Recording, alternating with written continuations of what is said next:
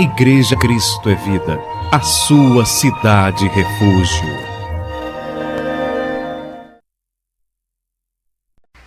Glória a Deus. Vamos abrir a Bíblia, irmãos, já que vamos falar de fé, em Tito, Epístola de Paulo a Tito,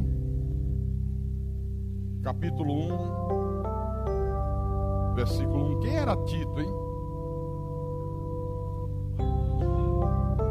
Era um pastor, um pregador da graça de Deus, um dos pastores que auxiliava Paulo. Tito, epístola pastoral. As epístolas pastorais são epístolas que o apóstolo escreveu diretamente para o pastor. Então, Tito, capítulo 1, versículo 1, é a segunda parte do tema A fé que é dos eleitos de Deus. Ela é só dos eleitos e de mais ninguém.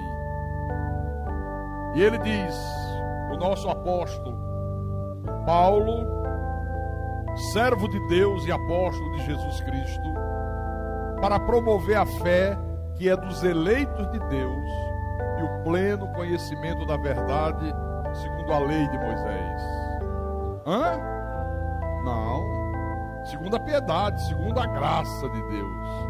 Então vamos orar, meus irmãos, para que esse Deus maravilhoso nos dê entendimento sobre esse assunto que é tão deturpado no dia de hoje. A fé. Oremos ao Deus de Abraão, de Isaac e de Jacó agora. Senhor Jesus Cristo, aqui está reunida a tua igreja santa, o povo que o Senhor escolheu para ser o teu povo, aqueles que foram criados à tua imagem, à tua semelhança, que têm o privilégio de ter os seus nomes arrolados nos céus, escritos no livro da vida do Cordeiro, desde antes da fundação do mundo. Aqui está a tua igreja que é obediente à tua palavra, que se prostra diante do Senhor, que reconhece a tua soberania, aqueles que vivem como teus servos de verdade, para ouvir a tua voz, para aprender de ti. Estamos aqui para guardar o santo dia do Senhor, considerar esse dia digno de honra e honrá-lo. Poderíamos estar fazendo tantas coisas do nosso interesse pessoal. Poderíamos estar numa hora de lazer, numa praia, numa fazenda, num clube, à beira de uma piscina. Poderíamos estar numa reunião de família, mas nós não podemos desonrar o teu mandamento. O teu mandamento é que esse dia é um dia santo, que deve ser dedicado inteirinho para o Senhor, como nós o fazemos aqui. E nada melhor do que nesse dia ouvir a tua voz de uma maneira especial, deixar que o Senhor trabalhe na nossa vida de uma forma muito especial. Então fala à tua igreja, fala ao teu povo, fala às ovelhas do teu rebanho, porque o Senhor é o bom pastor. O Senhor disse, as minhas ovelhas ouvem a minha voz, e a tua voz que nós queremos ouvir. Não queremos ouvir a voz de uma religião, de uma convenção, de um concílio. Não queremos ouvir a voz do humanismo, da filosofia, nem a voz da ciência. Não, nós queremos ouvir a voz do Deus que criou os céus e a terra, do Deus que nos salvou com salvação eterna, o Deus que nos deu vida quando nós estávamos mortos em nossos delitos e pecados.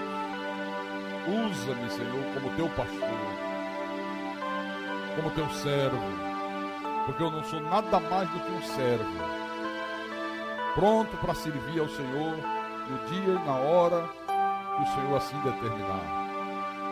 Usa-me, Senhor, dá-me sabedoria, dá-me a capacidade para que eu possa explanar a tua palavra com verdade absoluta, porque ela é o alimento da alma, é o alimento do nosso espírito. E que tudo seja para a tua honra, para a tua glória, para o louvor do nome de Jesus e para a saúde espiritual do teu povo. Eu te peço em nome do Senhor, que todos que creem digam Amém, amém e amém. Diga graças a Deus. Meus irmãos amados, minhas irmãs em Cristo, Igreja de Jesus, a fé dos eleitos de Deus. Como se fala de fé? Nunca se ouviu falar tanto de fé como nos dias que nós vivemos hoje. Todo mundo diz que tem fé, os movimentos religiosos aparecem a cada dia mais forte, a fé, eles dizem, é o fundamento daqueles movimentos. Mas na verdade poucos têm a fé dos eleitos, porque a fé dos eleitos, ela vai muito além dos nossos sentidos. A fé dos eleitos, ela independe daquilo que os meus olhos veem, daquilo que os meus ouvidos ouvem, daquilo que os meus sentimentos sentem. Fé vai muito além de sentimento. A verdadeira fé é uma certeza, é uma convicção. A verdadeira fé, ela não se apoia naquilo que você vê, naquilo que você sente, naquilo que você pega. Ela se apoia na certeza que o Espírito Santo coloca no teu coração, de que Deus pode todas as coisas, de que a palavra de Deus não volta vazia, de que Deus tem poder até para fazer o impossível se tornar possível. Então, a mais completa e perfeita definição de fé que eu conheço é essa que está em Hebreus capítulo 11, versículo 1. Apesar da beleza como o Sérgio Lopes falou da fé nessa música, ele foi de uma felicidade, de uma sabedoria, de uma inspiração que emociona. Hebreus capítulo 11, versículo 1, o apóstolo diz assim à igreja: a fé é a certeza de coisas que se esperam, é a convicção de fatos que não se vê. Você vê? É certeza, é convicção de que Deus pode fazer algo em favor da tua vida, mesmo que as circunstâncias sejam desfavoráveis, mesmo que tudo que teus olhos veem indique que não vai ser possível aquilo, você crê que é possível, porque Deus é o Deus das coisas impossíveis, em nome de Jesus. Se não crê assim, não tem a fé dos eleitos. Não é um eleito de Deus. A fé é isso aqui, ó. Certeza é a certeza das coisas que se esperam. Eu espero que Deus faça alguma coisa. Eu espero que Deus mude o panorama da minha casa. Eu espero que Deus coloque paz onde há guerra. Eu creio que Deus pode libertar o meu marido das drogas. Eu creio que Deus pode fazer um milagre na vida do meu filho. Eu creio que Deus pode abrir uma porta que está fechada, mesmo que tudo em volta diga, não é possível acontecer isso aí, não tem mais jeito. Mas você tem uma certeza, você tem uma convicção de algo que você espera, né? A convicção de fatos que você ainda não está vendo, mas você tem certeza que aquilo vai acontecer mais cedo ou mais tarde, em nome de Jesus. Amém? Se não crê dessa maneira, não tem a fé dos eleitos. Em Mateus capítulo 14, por favor, abra. Mateus 14, versículo 25 em diante.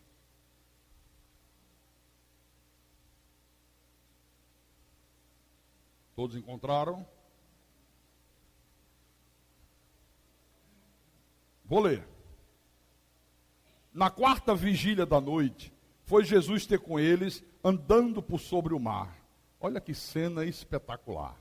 Eles começaram a atravessar o mar da Galileia, e Jesus depois foi ao encontro deles, andando por sobre as águas. Dá para você imaginar esta cena? Que privilégio que esses homens tiveram. Veem Jesus andando por sobre o mar, como se o mar, como se as águas fossem um asfalto. E ele foi ao encontro deles. E os discípulos, ao verem-no andando sobre as águas, ficaram aterrorizados, exclamaram, é um fantasma. Tomados de medo, gritaram. Quando não se tem conhecimento de quem é Deus, você vê? Acharam que era um fantasma. É um fantasma, é uma alma do outro mundo. Deve ser um demônio andando, como é que pode, como é que não pode?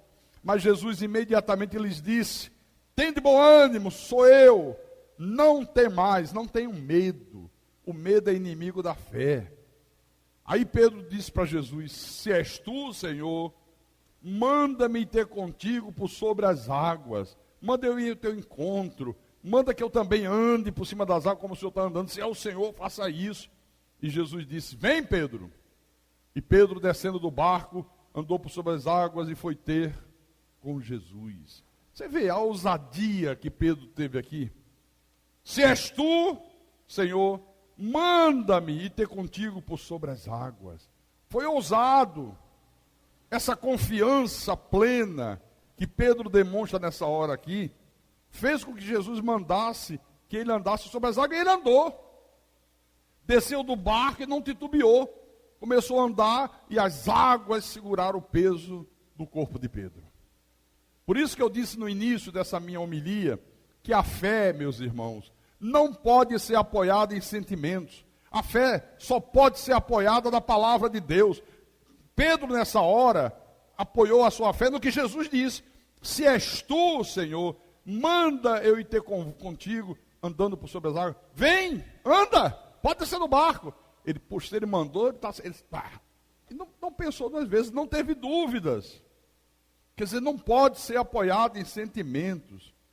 Se você deixar os sentimentos aflorarem, se você deixar se intimidar pelas circunstâncias desfavoráveis que você está enfrentando na vida, olha, você naufraga. A fé não vai funcionar. A letra do Sérgio Lopes diz isso, né? Que o medo é inimigo da fé. Naufraga. Olha o que aconteceu com Pedro. No versículo 30. Enquanto ele estava olhando para Jesus, enquanto ele estava afirmando a sua fé na palavra, vem, pode sair do barco, pode andar por cima das águas, você vai andar como eu estou andando, tudo correu bem. Mas acontece algo que não deveria ter acontecido. Reparando, porém, Pedro, na força do vento, teve medo e, começando a submergir, gritou: salva-me, Senhor. E prontamente Jesus, estendendo a mão, tomou e lhe disse: homem de pequena fé, por que duvidastes? Subindo ambos para o barco, cessou o vento, e os que estavam no barco adoraram, dizendo: verdadeiramente és filho de Deus. O que fez Pedro naufragar? O medo. Olhou para a força do vento, devia estar um vento forte de madrugada no mar, um vento de tempestade. Ele olhou e ele teve o quê? Medo. E na hora que ele teve medo, olha como neutraliza a fé. Começa a afundar, já não tinha mais certeza que as águas iam sustentá-lo. Já começou a achar que não ia conseguir, já começou a achar que não ia dar certo. Não é assim que acontece com muita gente, pessoal? Eu não é. Começa numa fé, começa numa convicção, começa numa confiança inabalável em Deus. Aí quando surge um vento, olha para a força do vento, começa a afundar. Quando deveria ter mais confiança ainda, perde a confiança em Deus. É por isso que tem muita gente aí fora afundando na vida, meu irmão, porque se deixa intimidar por aquilo que os olhos veem, por aquilo que os ouvidos ouvem, deixa-se intimidar pelas circunstâncias. Não se deixe intimidar por nenhuma circunstância, não se deixe intimidar por aquilo que os teus olhos veem. Aí a pessoa se deixa intimidar pelas circunstâncias, se deixa intimidar pelos sentimentos, aí o medo aparece, a dúvida aparece, e o medo e a dúvida começam a falar mais alto do que a palavra de Deus. Olha, eu nunca deixei isso acontecer na minha vida, sabia?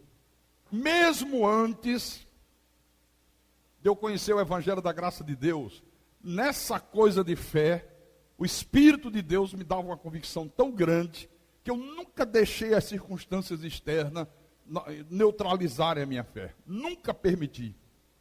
Quando eu saí daquela seita pentecostal que eu fiz parte, eles diziam assim: deixa ele, está nos abandonando, está dizendo que está tudo errado, ele agora descobriu a pólvora, ele vai acabar lavando carros no centro de Recife, vai nadar e morrer na praia. Eram essas as notícias que chegavam aos meus ouvidos. Olha, estão dizendo que o senhor vai terminar lavando carro, esse é o seu destino, que o senhor não vai para lugar nenhum, que o senhor vai nadar e vai morrer na praia. Eu nunca temi, nunca tive um pinguinho de medo. Quando veio a revelação do Evangelho da Graça de Deus, a mesma coisa. 80% das pessoas foram embora. Ninguém queria saber de verdade, ninguém queria saber de fé dos eleitos, ninguém queria saber que Deus é soberano, que Jesus fez a obra completa na cruz. As pessoas chegavam, quer dizer que agora não tem mais corrente? Não. Não tem mais unção com óleo na cabeça? Não. Não tem mais demônio, não tem mais diabo? Não. Demônio e diabo já estão amarrados em nome de Jesus. Ah, então eu vou embora, vá, que ali na frente tem no atacado. 80% foram embora. Eu só sabia as notícias que chegavam. Nunca chegava uma boa notícia. Era, pastor, sabe o que é que estão dizendo aí? Que não vai demorar 3 meses. E essa igreja fecha as portas. O senhor não vai aguentar. Como é que o senhor vai sustentar isso se 80% das pessoas foram embora? Sabe o que é que eles estão dizendo? Ele pregando esse evangelho, as outras igrejas vão esmagá-lo como se fosse uma formiguinha. Porque ninguém crê nessas verdades aí. Irmãos, eu nunca senti medo. Nunca. E olhe que às vezes as circunstâncias foram extremamente difíceis. Teve momento na nossa vida, da nossa família, nós ficamos sem automóvel. Teve dia que nós não tínhamos nem dinheiro para pagar o táxi para eu ir fazer culto na igreja. Não tinha. R$5 não tinha dentro de casa, mas nunca faltou a comida. Tem que fazer um culto, chamar um taxista conhecido, ir fazer o culto, para com a oferta do culto pagar o táxi. Porque não tinha. Cortaram a nossa energia, tivemos que sair do nosso sítio, fomos morar numa casa alugada, uma casa de madeira numa praia, circunstâncias extremamente difíceis. Mas hoje, já se passaram 18 anos e nós estamos aqui, firmes e fortes na proclamação da verdade de Deus, em nome de Jesus Cristo. Firme e forte.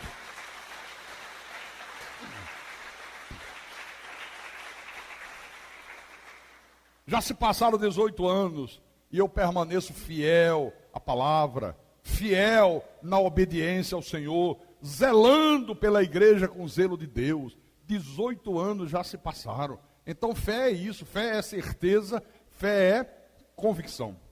Tem nada a ver com os sentimentos da carne.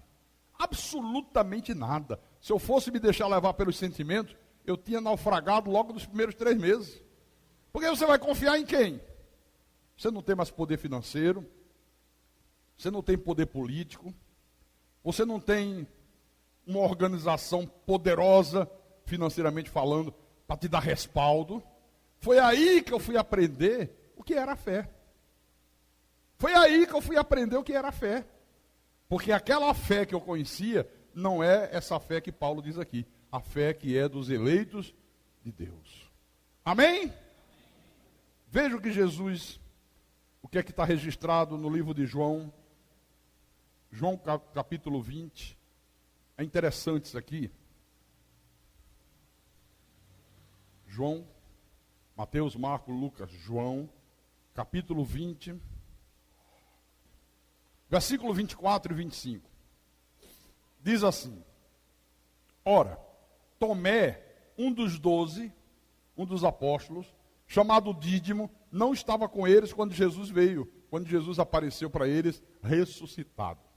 Aí disseram-lhe então os outros discípulos: Vimos o Senhor, nós vimos Jesus. Mas ele respondeu: se eu não vi nas suas mãos o sinal dos cravos, e ali não puser o dedo, e não puser a mão no seu lado, de modo algum acreditarei. Vocês podem dizer que viram, pode dizer que falaram com ele, pode dizer que sentaram na mesma mesa. Eu não acredito, eu só acredito vendo.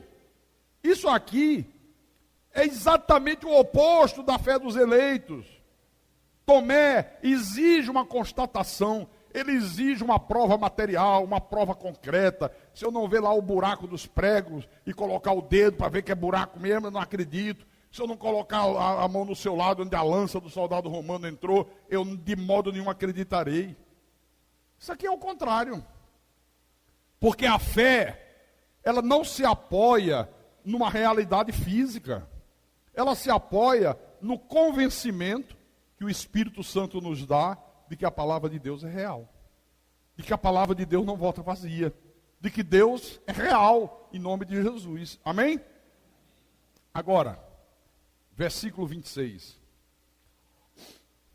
Passado 8 dias, estavam outra vez ali reunidos os seus discípulos e Tomé com eles.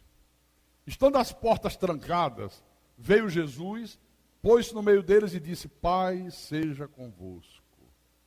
Você já percebeu uma coisa interessante aqui? Quando nós recebemos um corpo glorificado como o de Jesus, parede não vai servir de empecilho. Tudo fechado, todas as portas de Jesus simplesmente entrou e apareceu. Por isso que o corpo glorificado não vai quebrar osso, não vai sofrer contusão, não sofre nada. Perfeito, né? E logo disse a Tomé, Jesus foi logo para o tal do Tomé: põe aqui o dedo e vê as minhas mãos. Você não é um incrédulozinho? Você não é daquele que precisa ver para crer? Vem lá, põe o dedo aqui. Põe o dedo aqui no meu lado. Aí diz: não sejas incrédulo, mas crente. Creia na palavra. Não seja incrédulo, mas crente. O sistema religioso deturpou isso aqui. Diz que crente é quem usa roupa estranha, aquelas mulheres com cabelo, parece Madalena arrependida, aqueles vestidões arrastando no chão, não pode usar uma maquiagem, não pode usar um esmalte nas unhas, não pode usar um brinco, aqueles homens usando umas roupas cafona, aqueles ternos estranhos, uma Bíblia debaixo do braço, uma cara fechada. Olha, fulano é crente. Não, isso aí é fanático religioso. Crente é o que crê na palavra, é o que tem a fé dos eleitos. Esse é que é o crente. Tomé, não seja incrédulo, mas crente. Creia. Quando você ouvir a minha palavra, creia. A minha palavra é a verdade. Diga glória a Deus. Aí Tomé respondeu: Senhor meu e Deus meu. Aí Jesus disse: porque me viste e creste? Ah, agora que você tirou a prova do mal, você creu. Bem-aventurados os que não viram e creram. Aleluia. Bem-aventurados os que não viram e creram. Quem são os que não viram e creram? Nós. Nunca vimos Jesus, nunca estivemos com Ele. Porque esses homens aqui foram privilegiados, irmãos. Conviveram 3 anos dia e noite com Jesus. Você já imaginou o privilégio que esses homens tiveram? Ver Jesus curar cego, paralítico andar, ressuscitar morto, dar ordem e as ondas do mar se acalmarem, o vento cessar a fúria. Coisas extraordinárias. Nós não vimos nada disso. A única coisa que nós temos é a palavra. Por isso que nós somos bem-aventurados, felizes, bem-sucedidos, são aqueles que não viram e crerem. Amém? Então isso aqui é o oposto da fé. Essa aqui não é a fé dos eleitos, não é mesmo. Mas eu quero mostrar para você agora um exemplo de um homem que tinha a fé dos eleitos de Deus e colocou essa fé em prática. Lá em Romanos capítulo 4,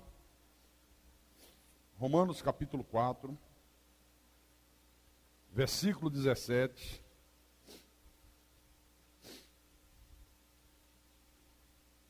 Preste atenção, viu? Porque só dizer eu creio, eu acredito em predestinação, eu creio que Deus é soberano, só isso aí não adianta não. Você tem que provar que crê nisso. E como é que se prova, pastor? Com atitudes. Com atitudes absolutas. Deus está no controle de todas as coisas. Aí basta acontecer algo que contrarie, já mostra que Deus não está no controle de nada. Ele mesmo toma a situação, ele mesmo vai à frente, ele mesmo diz: não, mas comigo é diferente. Irmão, entrega na mão de Deus, Deus está no controle disso aí, Deus vai dar uma solução. Não, comigo não deixa passar em branco não, comigo eu resolvo agora. Aí, crê que Deus está no controle? Crê nada, isso é um mentiroso ou uma mentirosa, né? Então vamos lá, versículo 17. Como está escrito: por pai de muitas nações te constituí, perante aquele no qual creu, o Deus que vivifica os mortos e chama à existência as coisas que não existem. Abraão, esperando contra a esperança, creu para vir a ser pai de muitas nações, segundo lhe fora dito, assim será a tua descendência. E sem enfraquecer na fé, embora levasse em conta o seu próprio corpo amortecido, sendo já de 100 anos, e a idade avançada de Sara, não duvidou por incredulidade da promessa de Deus, mas pela fé se fortaleceu, dando glória a Deus, estando plenamente convicto de que ele era poderoso para cumprir o que prometera. Segura um pouco aí. Olha que coisa. Deus fez uma promessa a Abraão, e disse: Abraão, você vai ser pai de numerosas nações. Sai da tenda, olha para o céu. Você está vendo? Bilhões e bilhões de estrelas. Estou, Senhor. Assim será a tua descendência. Promessa maravilhosa. Mas tinha um problema tamanho do mundo aqui, para que essa promessa se cumprisse. Qual era o problema tamanho do mundo? O problema era que Abraão era um homem idoso, mais de 100 anos, não tinha filhos. Como é que ia ter descendentes se não tinha filhos? Os meus descendentes, quem são? Os meus filhos, filhos dos meus filhos, meus netos, meus bisnetos, e por aí vai. É a minha descendência. Então o cara não tinha filhos, 100 anos de idade, a esposa dele também idosa, e além de idosa, estéril, para complicar mais ainda a situação. Veja a dificuldade que estava acontecendo aqui. Como é que se resolve isso aqui? Olha, você vai ter uma descendência, a tua descendência será como as estrelas do céu, não vai se poder contar. Como? 100 anos. Não tinha 30 anos. E ainda que tivesse, a mulher dele era estéril. O que é uma mulher estéril? Não pode ter filho, tem um problema que não pode ter filho. Mas irmãos, apesar dos olhos de Abraão enxergarem tudo isso, apesar dos seus sentimentos sentirem a impossibilidade disso, apesar da sua razão apontar para a impossibilidade dele ser pai, esse homem aqui continuou crendo. Contra tudo e contra todos, ele disse: Deus é poderoso para fazer. Como Deus vai fazer, eu não sei, mas eu creio que Deus o fará em nome de Jesus Cristo.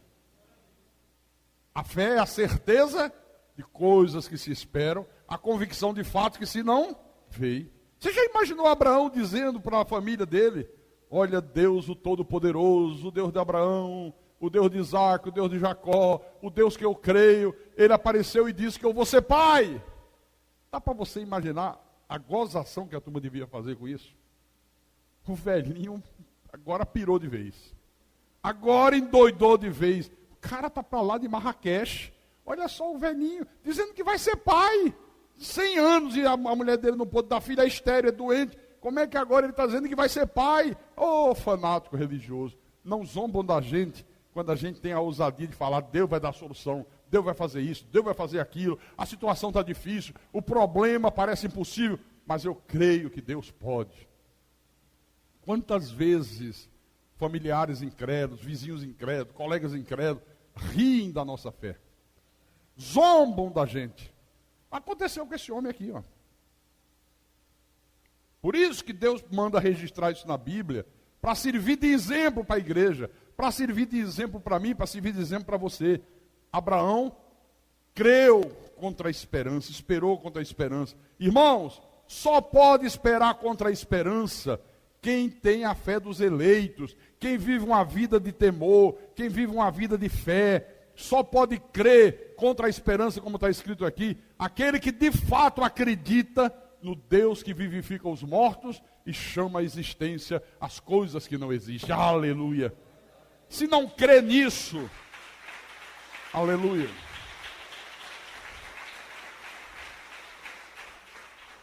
Se não crê obstinadamente nisso, não tem a fé dos eleitos. Porque, fisicamente falando, Abraão e Sara não tinham mais condições orgânicas para que pudesse esperar o cumprimento dessa promessa. mesmo que ela não fosse estéril, já eram de 100 anos. Abraão já não produzia mais espermatozoide, o útero de Sara já não produzia mais óvulo, já não ovulava mais. Como é que ia se cumprir essa promessa? Então, fisicamente falando, humanamente falando, era impossível. Mas mesmo assim, ele creu em Deus. Ele disse, não, eu não quero saber se fisicamente é impossível. Eu não estou olhando para o meu corpo, não estou olhando para a minha idade, não estou olhando para a minha esposa ser estéril. Eu estou olhando para o que Deus prometeu. Se Deus prometeu, Deus é poderoso para cumprir. Deus pode todas as coisas. Eu creio no Deus que chama à existência as coisas que não existem. Aleluia. Agora traga isso para nossas vidas hoje. Quantas vezes você também se sente sem condições de vencer uma luta? Às vezes você quer montar um negócio e você vê que não tem condições de montar aquele negócio, não tem o dinheiro, não tem o capital. Às vezes você está enfrentando um momento de adversidade e você se sente sem condições de sair daquela situação. Mas, se você crê que Deus pode fazer o impossível se tornar possível na tua vida, Deus o fará em nome de Jesus Cristo. Agora, lembre-se de uma coisa. O nosso Deus, Ele sonda mentes e corações. Não adianta dizer eu creio. Você tem que provar que crê. Deus sabe se aquele eu creio é apenas da boca para fora. É apenas um sentimento. A fé está muito acima dos sentimentos. Abraão creu em Deus obstinadamente. Abraão creu em Deus sem duvidar. Ninguém acreditava que fosse possível aquele casal de velhos gerar uma criança. Ninguém, nenhuma pessoazinha, nem a própria Sara acreditou. Quando o anjo disse a primeira vez, ela riu. E Deus disse, por que você está rindo, mulher? Não, senhor, tal. Deve ter rido, que ela deve ter pensado, como é que vai ser isso? Eu com essa idade. Meu velhinho, coitado, o negócio dele agora é assistir o futebol. Ver um bom filme. As outras coisas já não dá mais para ele. Acabou o tempo, né? Passou o tempo daquelas coisas. Como é que vamos ter filho? E além do mais, eu sou uma mulher estéril. Mas Abraão acreditou. Abraão creu. Abraão disse, não, o Senhor falou, o Senhor vai cumprir em nome do Senhor. Amém? Hebreus capítulo 11. Hebreus capítulo 11. Versículo 6. Olha o que diz aqui a palavra. De fato, sem fé é impossível agradar a Deus, porquanto é necessário que aquele que se aproxima de Deus creia que Ele existe e que se torna galardoador dos que o buscam. Sem a fé dos eleitos, é impossível agradar a Deus, é impossível ver o favor de Deus, é impossível ver o sobrenatural de Deus. Você pensa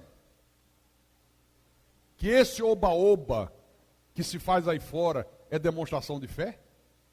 Não, porque fulano tem muita fé. Todo dia 13 ele acende uma vela para as almas benditas. Olha, fulano é devoto de São Jorge, o outro é devoto de Maria, o outro crê nas correntes mentirosas das seitas, o outro acredita quando o missionário manda colocar um copo de água na frente da televisão. Ô povo de fé! Não, a fé é de Baal. Isso aí não tem nada a ver com a fé bíblica. Não tem nada a ver com essa fé aqui.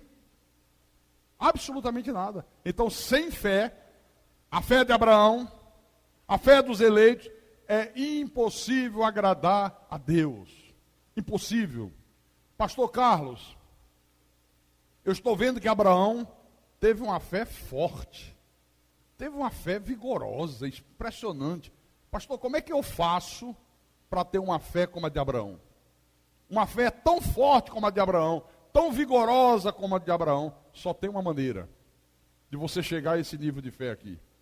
É você se manter firme na hora das grandes lutas da vida. Não tem outro jeito. Uma fé forte e vigorosa, ela tem que ser provada nas lutas da vida, nos momentos cruciantes, nos momentos dolorosos, nos momentos difíceis. Tem que ser provada. Todos nós passamos por luta, não passamos? Passamos ou não passamos? Todos nós passamos por dificuldades, sofremos com doenças, enfrentamos crises financeiras. Por que Deus permite tudo isso, hein? Já parou para pensar? Porque Deus não podia dizer, não, vai ser tudo mar de rosa agora. Mas Deus permite, irmão, porque enquanto nós vivermos na realidade de um mundo caído, enquanto nós vivermos num corpo de pecado, numa carne de pecado, nós temos que viver pela fé. E Deus permite essas coisas para que nós exercitamos a fé e a nossa fé cada dia mais se fortaleça. Por que um atleta treina todos os dias? Aí você vê o atleta ir para uma disputa, é um jogador de futebol, um preparo físico impressionante, o cara corre, o cara tem técnica. Mas as pessoas esquecem que para ele chegar ali, ele treina não sei quantas horas por dia. Um jogador de vôlei, o cara dá um pulo que sobe quase 4 metros de altura. Uma massa muscular impressionante, uma técnica que você fica emocionado com aquilo. O cara treina 8, 12 horas por dia para chegar naquele nível. É assim que Deus faz conosco. Deus vai permitindo lutas, Deus vai permitindo dificuldades, Deus vai permitindo situações adversas, para que eu exercite a minha fé, e a minha fé vai se tornando forte e vigorosa, em nome de Jesus Cristo. Amém? Se hoje você enfrentasse um problema difícil, uma situação extremamente difícil, você poderia dizer como Davi disse para Saul? Não estou sentindo medo nenhum, estou tranquilo, porque eu conheço Deus, Deus já fez isso, isso e isso da minha vida. Saul disse, você não pode enfrentar Golias. Você é um jovem de 16 anos, você não tem idade nem para servir o exército, garoto. Os meus soldados, que são bem treinados, nenhum está com coragem, como é que você quer enfrentar? Você quer morrer? Qual foi o argumento que Davi usou para convencer o rei Saul e demonstrar que ele realmente cria em Deus? Esse rei, espera só um pouquinho. Deixa eu falar uma coisa com o senhor. Eu vou vencer esse gigante. Como que você vai vencer? Porque eu creio em Deus. Olha, eu tomava conta das ovelhas do meu pai, um dia apareceu um leão. Você já imaginou aparecer um leão na tua frente? Sai todo mundo correndo, meu irmão. Sai todo mundo desembestado, entendeu? Que o leão vem e mata. Sabe o que o menino Davi fez? O leão pegou a ovelha e levou. Ele foi atrás do leão. Enfrentou o leão. Catapimba, ele disse, matei o leão. Saul, matou o leão? Como é que pode? Mas tem mais. Outra vez foi um urso.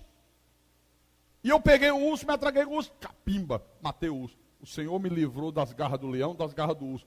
Vai me livrar das garras desse filho do diabo aí, tranquilamente. Aleluia, glória a Deus.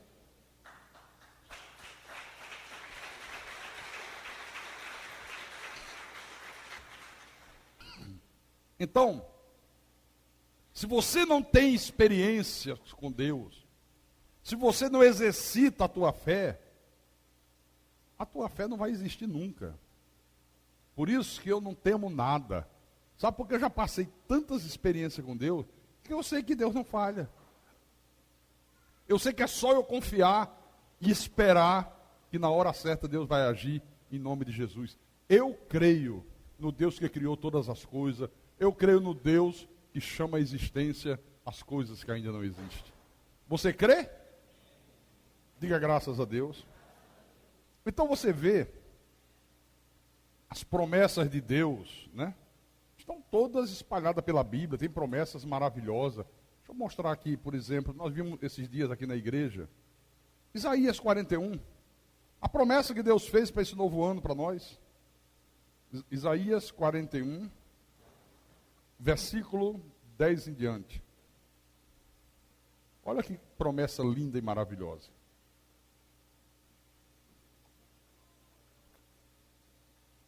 Eu vivo firmado nessas promessas. Não temas, porque eu sou contigo. Não te assombres, porque eu sou o teu Deus.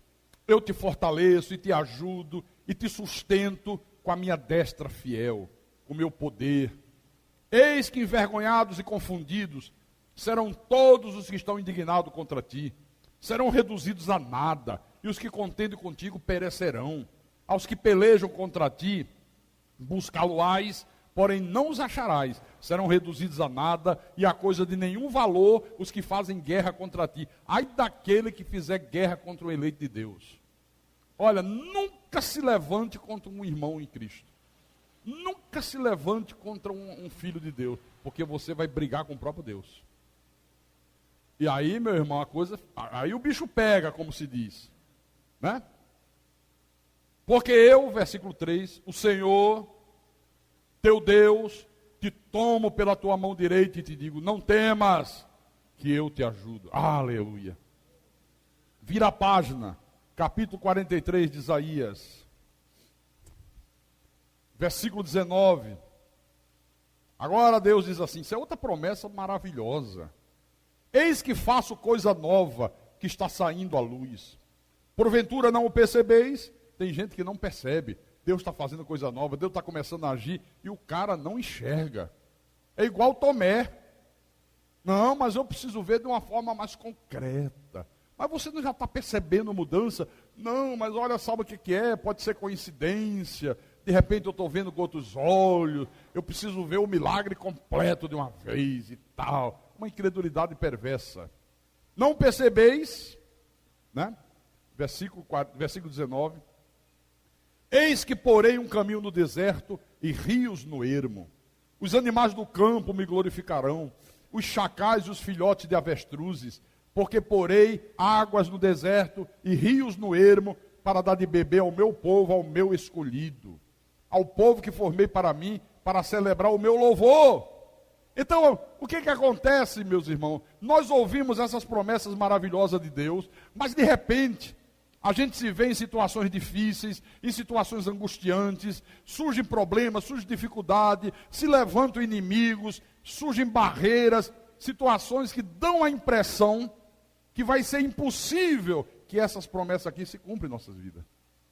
Você se vê cercado de tanta luta, de tanto inimigo, de tanta situação adversa, que você diz, não, eu escutei a promessa, eu creio, mas como é que vai se cumprir isso aqui na minha vida? Você já passou situações assim? Às vezes a vida está um deserto violento, não tem paz, não tem alegria, o sorriso já saiu do rosto, as portas se fecharam, nenhuma porta se abre. Você olha para um lado, olha para o outro, olha para frente, olha para trás, não vê saída, parece impossível reverter aquele quadro, mas quando você tem a fé dos eleitos, você não desanima, e você ouve uma voz aqui dentro que diz, não tema, crê somente. Aleluia. Não tema. Você não está vendo saída, mas você tem um Deus que pode abrir todas as saídas. Aleluia. Não temas, crê somente. É nessa hora, irmãos, que Deus faz o milagre acontecer. É nessa hora que a promessa se cumpre. É nesse momento que Deus se manifesta com um poder irresistível e muda todo o cenário de vida. Por que a nossa vida mudou? Por que nós somos o que somos hoje? Completamente diferente do que éramos outrora. Quem que operou essa mudança? Quem? Deus. Foi fácil mudar a tua vida? Era fácil para alguém mudar a tua vida? Algum ser humano na face da terra poderia mudar você? Não. Mas para Deus foi fácil. Deus só fez, acabou, chegou a hora, chegou o dia. A partir de hoje você é nova criatura. E mudou mesmo em nome de Jesus Cristo. Amém? No livro de Marcos, capítulo 5. Marcos 5, versículo 21.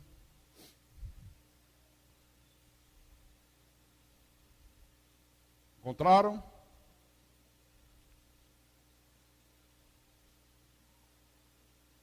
Marcos capítulo 5, versículo 21 em diante. Tendo Jesus voltado no barco para o outro lado, afluiu para ele grande multidão, e ele estava junto do mar. E eis que se chegou a ele um dos principais da sinagoga, chamado Jairo, e vendo-o, prostrou-se a seus pés Eu gosto dessas narrativas, sabe? Alguém vem e quando o vê, se prostra aos seus pés, se rende diante de Deus. Como é difícil ver isso no dia de hoje, viu? Poucos se prostram, poucos se rendem verdadeiramente a Deus. Mas Jairo veio e se prostrou. Insistentemente ele suplicou: minha filhinha está à morte, vem, impõe as mãos sobre ela, para que seja salva e viverá. Olha, pediu insistentemente: Senhor, por favor, vamos lá. Se o Senhor orar por ela, colocar a mão nela, ela vai viver. Está muito doente, a doença é muito grave, a situação é calamitosa. E Jesus devia estar falando com falando: Senhor, por favor, não me deixe sozinho. Olha, eu preciso disso, o milagre tem que acontecer. Só o Senhor pode fazer o milagre. Insistentemente. Tem gente que se pedir uma vez o pedido e a resposta não vier, vai para macumba. Ah, não está acontecendo, essa igreja é fria. Não tem fogo. Não tem poder. Aí usa essa desculpa, né? Eu vou é para as correntes mesmo. Aí vai para qualquer lugar. Qualquer porta que se abre, o desgraçado entra. Nem que caia dentro do inferno, mas ele entra. Ele quer tentar, ele quer tentar, ele quer tentar. Ele não quer crer, ele quer tentar. Jairo disse: não. Tem que ser ele. Não tem outro que resolva a parada. Não tem outro que resolva, que dê solução. Tem que ser Jesus. Pediu insistentemente, diga glória a Deus. Versículo 24. Jesus foi com ele. Maravilha. Versículo 35. Falava ele ainda, quando chegaram alguns da casa do chefe da sinagoga, a quem disseram: tua filha já morreu, porque ainda as incomodas o mestre. Que notícia trágica, hein? Estavam indo, Jesus com ele, para a casa do chefe da sinagoga. Aí lá vem uma turma: Jairo, Jairo, má notícia, tua filha já morreu. Não precisa mais incomodar o homem não, acabou, não tem mais jeito. E o que me chama a atenção nisso aqui, na hora que Jairo foi pedir auxílio a Jesus, ninguém foi com ele. Nem uma viva alma se prestou. Às vezes você está num problema difícil, numa situação angustiante, aí você diz: eu vou é para a igreja, eu vou me agarrar com Deus. Não aparece um para vir com você. Nem para dar uma carona. Nem para dizer: eu não vou não, mas eu te deixo lá. A começar da família. Mas na hora de dar uma má notícia, olha, a situação ficou mais preta. Para que você está indo para a igreja? Cadê Deus? Cadê Deus? Aí todo mundo fala: olha só aqui. Tua filha morreu, acabou, não tem mais jeito, não tem mais saída. Mas Jesus, sem acudir a tais palavras, sem dar importância para o que esses ímpios falaram, disse ao chefe da sinagoga: não temas, crê somente. Nem a morte é empecilho para mim. Não tema, Jairo, não tenha medo, não dê ouvido ao que eles estão dizendo, crê somente. Contudo, não permitiu que alguém o acompanhasse, senão Pedro, os irmãos Tiago e João, e fez muito bem. Vocês não vão comigo, bando de incrédulo, bando de filho do diabo, macumbeiro, sem vergonha, comigo vocês não vão. Não permitiu que a turma acompanhasse. Vocês não vão ter nem o prazer de assistir o milagre que eu vou realizar. Não permitiu que fosse. Eu detesto caminhar com gente incrédula. Eu detesto conviver com ímpio. Eu detesto conviver com quem não crê. Eu tenho ojeriza a gente assim. E pelo que eu estou vendo, Jesus fazia a mesma coisa aqui. Está na tua Bíblia assim? Tá? Ah, pensei que era só eu que pensava assim. Bom, chegando à casa do chefe da sinagoga, viu Jesus o alvoroço, os que choravam e os que pranteavam muito. Imagina o cenário, hein? A casa cheia de parente, de familiar, de vizinho, todo mundo chorando, todo mundo desesperado. Como é que pode? Que tragédia. Uma menina tão nova, todo o futuro pela frente. Como a gente sabe o que acontece na hora da morte? Um alvoroço total. Aí Jesus entra e faz uma pergunta: por que vocês estão nesse alvoroço aí e choram? Por que esse escândalo todo? A criança não está morta, mas dorme. Para Deus, para os eleitos dele, não há morte, irmão. O corpo adormece, o espírito está vivo. O espírito não morre nunca, vai direto para Deus. Por que vocês estão nesse alvoroço? A criança não está morta, ela está dormindo. Riam-se dele, riram de Jesus, debocharam. Eu fecho meus olhos e fico imaginando a cena. Rapaz, numa hora dessa o cara vem com uma palhaçada dessa, dizer para a gente crer, dizer que a menina não morreu coisa nenhuma, dizer que tem solução, que tem saída, como é que pode, como é que não pode. Riam-se dele. Jesus, porém, mandou sair a todos. Sai daqui, fora, rapa. Mandou sair todos. Tomou o pai e a mãe da criança e os que vieram com ele e entrou onde ela estava. Tomando-a pela mão, disse: Talita cumi, que quer dizer: menina, eu te mando, levanta-te. Imediatamente a menina se levantou e pôs-se a andar, pois tinha 12 anos. Então ficaram todos sobremaneira admirados. Aí todo mundo se admirou, todo mundo se maravilhou, todo mundo achou graça, todo mundo deu glória a Deus, porque Jesus disse: menina, eu te mando, levanta-te. E a menina que estava morta levantou, para a honra e glória do nome de Jesus Cristo. Aleluia.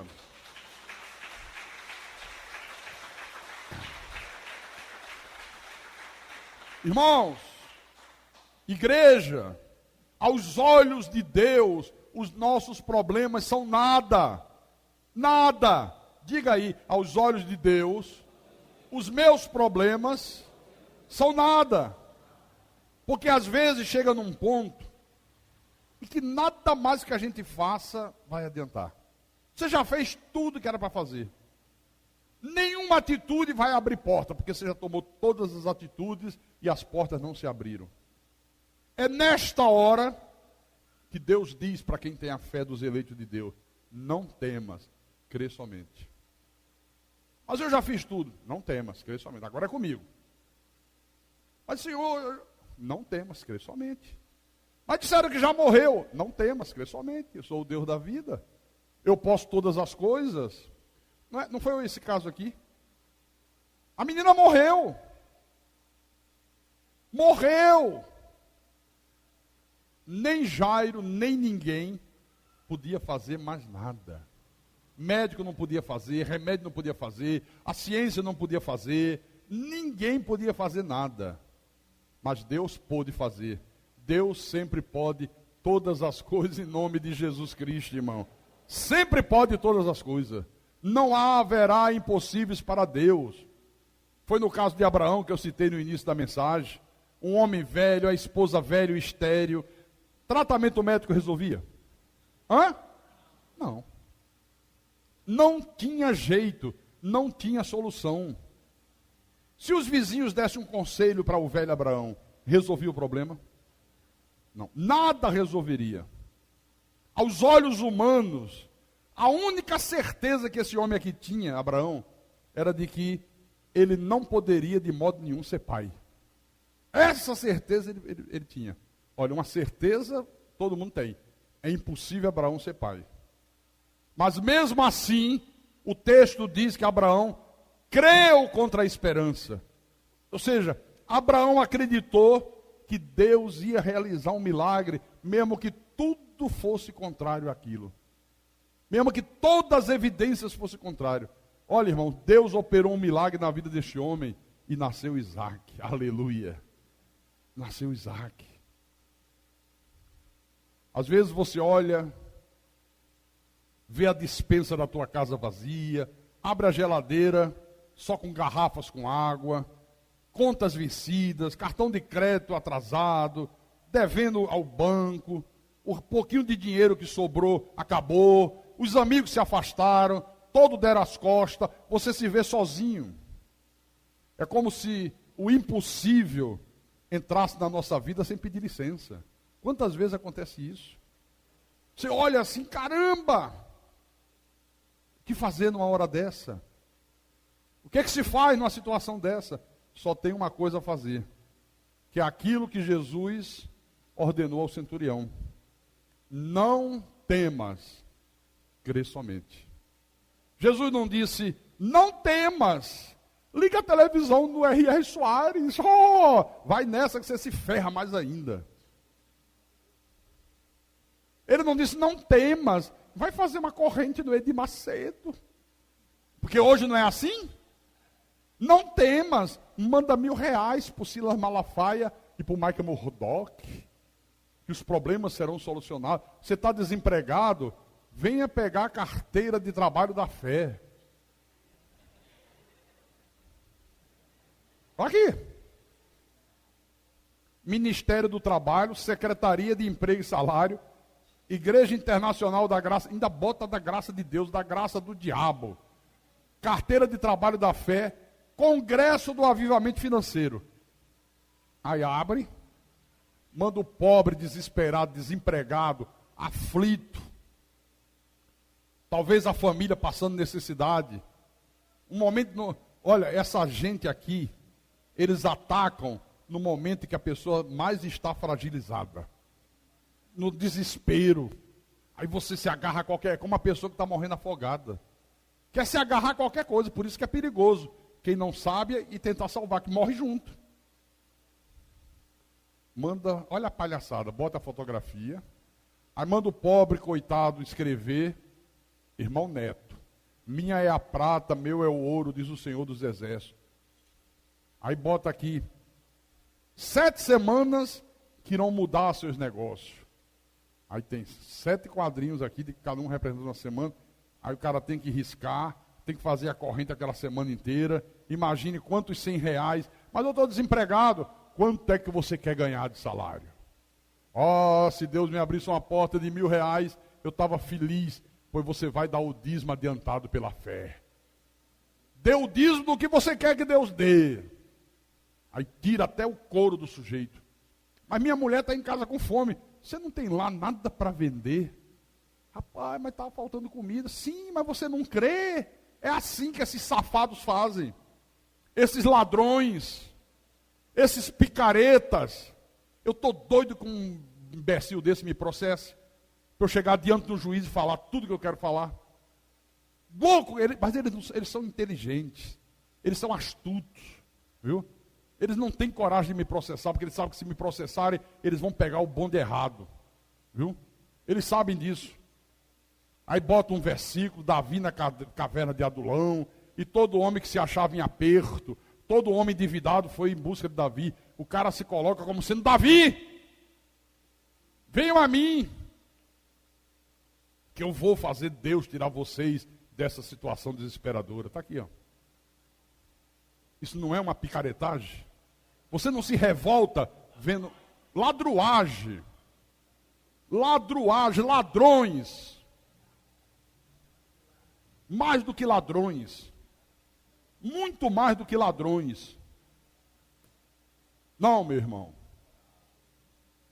Você pode estar no maior aperto que você imagine na tua vida.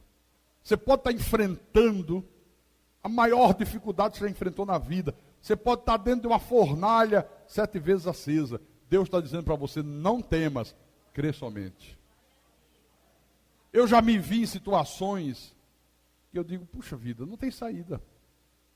Não tem como eu sair mais desse buraco que eu entrei. E aquela voz vinha e dizia, não temas, crê somente. Quantas vezes eu ouvi o meu pai era incrédulo. Carlinhos, como é que você está aguentando isso? Vai passar fome você e seus filhos. Eu abro a tua geladeira, só tem água. E eu com a tranquilidade digo, não papai, Deus está me treinando a viver pela fé, que eu nunca aprendi isso. Eu achava que eu não cria nada. Eu era um incrédulo, eu cria no poder do dinheiro. Tinha dinheiro até encher as burras. Agora Deus está me treinando, Deus está me mostrando como é que eu tenho que crer. Deus está no controle. Papai olhava e não entendia nada. Ele não entendia. Mamãe dizia, ó, teu pai voltou a estrada inteira dizendo, eu não entendo isso. Eu não consigo compreender essa tranquilidade que Carlinhos tem. Olha, no lugar dele, já tinha dado um tiro na cabeça, eu já tinha me suicidado, eu não consigo dormir pensando, como é que ele vai sair desse buraco que ele entrou? Morreu de infarto. E tanto se preocupar, infartou. Perdeu a vida. Eu não infartei, não. Porque eu sempre confiei em Deus. Sempre a voz do Espírito Santo dizia, não temas, crê somente. Crê somente. Crê somente. Não tem saída. Tudo que era possível fazer, eu fiz. Todas as atitudes que eu tinha que tomar, eu tomei. Porque tem uma coisa. Deus não move um dedo para fazer aquilo que você pode fazer. O que compete a você fazer, faça. Porque Deus não vai fazer. Agora, Deus usa todo o poder dele para fazer aquilo que você não pode. Aleluia, glória a Deus. Louvado seja o nome de Jesus Cristo.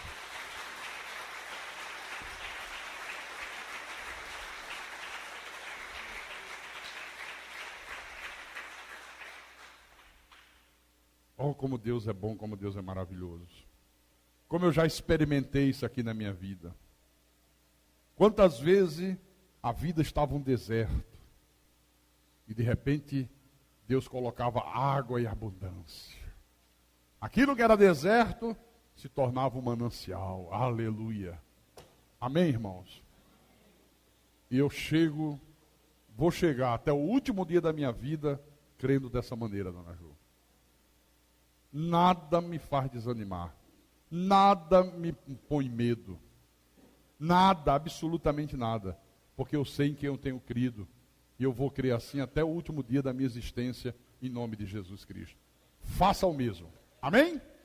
E quem tem ouvidos, que ouça o que o Espírito falou à igreja nesta manhã de domingo.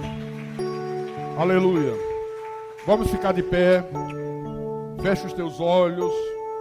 Curva a tua cabeça. Eleve o teu pensamento para o alto. Oh, aleluia.